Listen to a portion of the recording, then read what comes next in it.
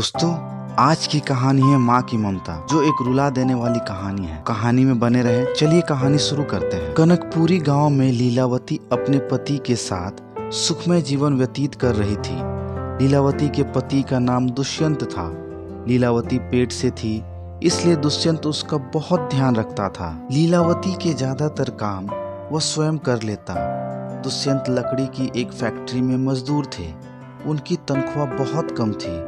बड़ी मुश्किल से 2 वक्त की रोटी उनको नसीब होती थी, लेकिन जो मिला उसमें वह संतोष मानते थे और खुशी खुशी अपना जीवन बिताते थे। कुछ महीनों बाद लीलावती ने अपनी कोख से एक बच्चे को जन्म दिया, जिसका नाम रखा गया वीर कुंवर। बच्चे के घर में आते ही लीलावती और दुष्यंत की खुशी का तो मानो ठिकाना ही नहीं रहा।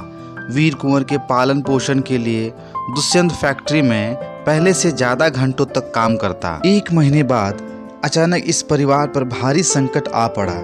फैक्ट्री में काम करते वक्त एक दुर्घटना घटी। दुष्यंत का ध्यान थोड़ी देर के लिए काम से हटा और वह अपने बच्चे के लिए कुछ सोच रहा था। तभी नजर हटी और दुर्घटना घटी। दुष्यंत के दोनों हाथ मशीन में आ गए और हाथ कट गए। इस हादसे ने केवल दुष्यंत के दोनों हाथ ही नहीं, परिवार की रोजी रोटी भी छीन ली। लीलावती और दुष्यंत दोनों पूरी तरह से टूट चुके थे। फैक्ट्री से दुष्यंत को कुछ पैसे मिले, लेकिन वो भी ज्यादा महीनों तक नहीं चल पाए। दुष्यंत ने एक बार खुदकुशी करने का भी प्रयास किया, लेकिन लीलावती ने उसको समझाकर रोक लिया। सब कुछ टूट चुका था, लेकिन लीलावती का हौसला और हिम्मत नहीं।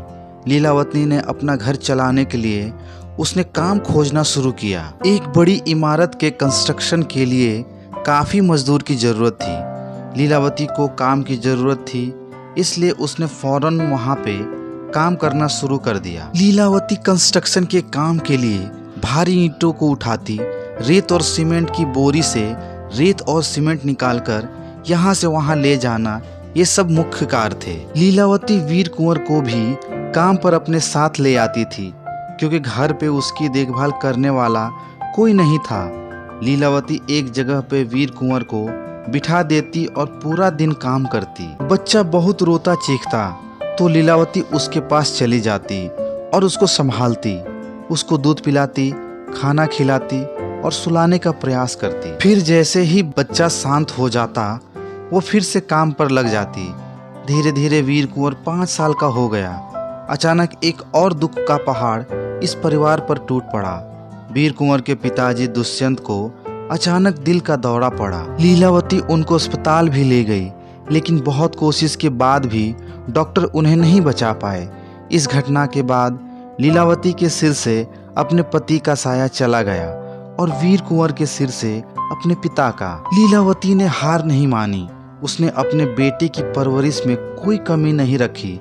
वीर कुंवर अभी छोटा था, इसलिए बहुत जिद करता था। माँ, मुझे ये खिलौना चाहिए, माँ मुझे ये खाना चाहिए, दिला दो ना। माँ कई बार स्वयं भूखी रहती, लेकिन वीर कुंवर को पेट भर खाना खिलाती। माँ खुद अपने शौक पूरे नहीं कर पाती, लेकिन अपने बच्चे के सारे शौक पूरे करती। उसको जो खिलौना चाहिए वो लाकर देती। रात को वो खुद नीचे सो जाती, लेकिन वीर कुंवर को बिस्तर पर सुलाती। कड़ाके की ठंड में वो पूरी तरह से ठंड से कांपती।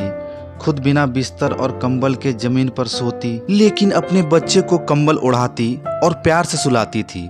खुद से भी ज्यादा वो वीर कुंवर का ध्यान रखती। वीर कुंवर 6 साल का होते ही उन्होंने उसको स्कूल भेजा, लेकिन फिर भी उनको पूरा दिन उसकी चिंता रहती। जब तक कि वह स्कूल से वापस नहीं लौट आता, माँ दिन रात मेहनत करती और अपने बच्चे को पढ़ाती। वीर कुंवर भी मन लगाकर पढ़ता। धीरे धीरे वीर कुंवर बड़ा होता गया। उच्च अभ्यास के लिए माँ ने उसको कॉलेज भेजा। कुछ सालों के बाद वही बेटा बड़ा होकर एक बहुत बड़ा चित्रकार बना और उसने पूरे राज्य और देश में बहुत नाम कमाया। एक बार एक सम्मान समारोह में वीर कुंवर को बुलाया गया। वहाँ पे किसी ने उसको पूछा, आप इतने बड़े चित्रकार कैसे बने? आपकी सफलता के पीछे का रहस्य क्या है? उसने कहा, मेरी माँ ने मुझे सफल बनाया है। आज मैं कामयाब हुआ हूँ तो सिर्फ उनकी वजह से। उन्होंने कितने कष्ट, कितनी पीड़ा, कितने दुख सहकर मुझे बड़ा किया। मेरी हर एक जिद पूरी की मेरी पढ़ाई के लिए उन्होंने अपना जी जान लगा दिया। रात को मुझे पढ़ाने के लिए वो खुद जागती, मुझे चित्र की प्रैक्टिस करवाती। वो खुद नीचे सोती लेकिन मुझे बिस्तर पर सुलाती, खुद भूखी रहती लेकिन मुझे पेट भर खाना खिलाती। आज जो कुछ भी हूँ मेरी माँ की वजह से हूँ। मेरे लिए मेरी माँ ही मेरा ईश्वर है, मेरा खुदा है, कहकर उसने स्टेज से उतरकर अपनी माँ को अपने गले से लगा लिया। सम्मान समारोह पूरा होते ही वीर कुंवर अपनी माँ को एक तोहफा दिखाने ले गया जो उसने अपनी माँ के लिए खरीदा था। वीर कुंवर ने अपनी माँ की आंखों पर पट्टी बांधी थी। जब पट्टी खोली तब माँ के सामने एक खूबसूरत घर था। वीर कुंवर ने कहा, माँ, अब से हम इस घर में रहेंगे। फिर कुछ सालों तक माँ और वीर कुंवर खुशी और आनंद से उस घर में रहने लगे। माँ को तकलीफ न हो इसलिए उन्होंने एक नौकर भी रख लिया। नौकर घर के सारे काम में माँ का हाथ बटाता और माँ का ध्यान रखता। वीर कुंवर भी काम से घर आने के बाद माँ की सेवा में लग जाता। माँ का पैर दबाता, सिर दर्द करता तो वहाँ पे भी मालिश करके देता और उनको अपने हाथों से खाना खिलाता। माँ की हर एक जरूरत को पूरी करता जो उनको चाहिए। धीरे धीरे माँ की उम्र बढ़ती गई और अब उनकी मृत्यु निकट आ गई। माँ ने एक दिन अपने बेटे वीर कुंवर को बुलाया और कहा, बेटा, मेरा अंतिम समय अब आ चुका है, मैं जा रही हूँ। बेटा, खुद का ध्यान रखना और किसी नेक दिल वाली लड़की से विवाह करके अपना घर बसा लेना। मैं चलती हूँ, ध्यान रखना, कहकर माँ ने अपनी अंतिम सांसें ली। दोस्तों, इस कहानी से हमें ये जानने और समझने को मिलता है कि माँ एक ईश्वर का ही रूप है।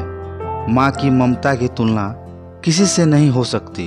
माँ के स्नेह का वर्णन हम शब्दों में नहीं कर सकते। माँ कितनी पीड़ा, कष्ट, दुख सहकर हमें बड़ा करती है, हमारी परवरिश करती है, वो खुद ही जानती है। तो दोस्तों, ये थी माँ के लिए एक समर्पित कहानी।